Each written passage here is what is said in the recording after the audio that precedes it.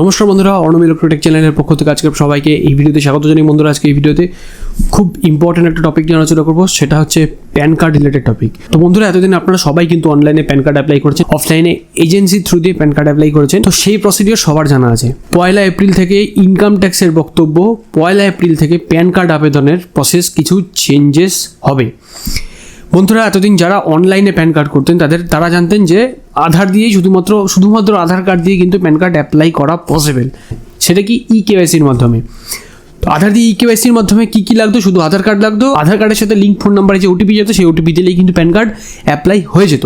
আর offline প্রসিডিওরে কী ছিল? Offline প্রসিডিওরে যে আবেদনকারী তাকে দিয়ে আপনারা সই করাতেন, সেই হার্ড কপি ডকুমেন্টস আপনারা সই করানোর পরে বা কালেক্ট করার পরে ইনফরমেশান সেখান থেকে আপনারা যে পোর্টাল থেকে প্যান কার্ড অ্যাপ্লাই করতেন, সেই পোর্টাল থেকে প্যান কার্ড অ্যাপ্লাই করার পরে সেই হার্ড কপিগুলো আপনারা সেই অফিসে পাঠিয়ে দিতেন বাই পোস্ট। এই প্রসিডিওরগুলো কিন্তু এখন চেঞ্জ হবে। এখন শুধুমাত্র আধার কার্ড দিয়ে কিন্তু আর প্যান কার্ড অ্যাপ্লাই করা যাবে না।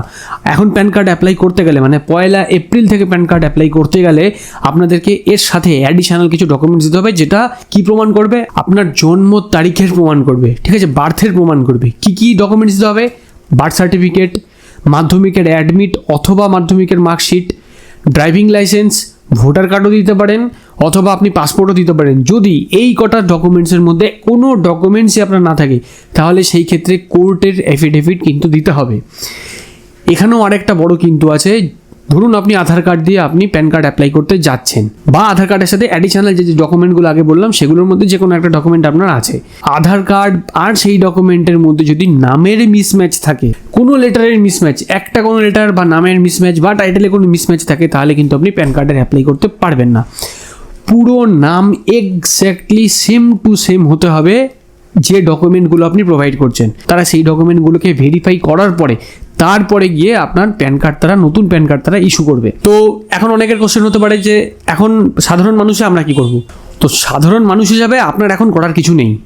আপনি একটা কাজ করতে পারেন, যদি আপনার ফ্যামিলিতে কারোর প্যান কার্ড এখনও বানাননি, কিন্তু বয়স হয়ে গেছে, প্যান কার্ড বানাননি, তাহলে পরে এই 1 এপ্রিলের আগেই আপনি প্যান কার্ড অ্যাপ্লাই করে দিন। তাহলে পরে কি এই ঝামেলাগুলোর মধ্যে আপনাকে পড়তে হবে না, শুধুমাত্র আধার কার্ড দিয়ে আপনার প্যান কার্ড হয়ে যাবে। আর যদি আপনার প্যান কার্ড হয়ে গিয়ে থাকে অলরেডি, তাহলে আপনার হেডেকের কোনো কারণ নেই।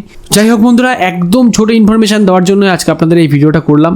যদি কারোর ইন্টারেস্ট থাকে যে নতুন 1 এপ্রিল থেকে প্যান কার্ডের আবেদনের জন্য কিভাবে অনলাইনে আবেদন করা হচ্ছে বা কিভাবে আবেদন করতে হবে, সেই প্রসিডিওর আপনি জানতে চান, তাহলে অবশ্যই এই ভিডিওর কমেন্ট সেকশনে কমেন্ট করতে পারেন। আমি চেষ্টা করব পুরো ইন ডিটেল প্রসিডিওর আপনাদেরকে ভিডিও করে দিয়ে দিতে।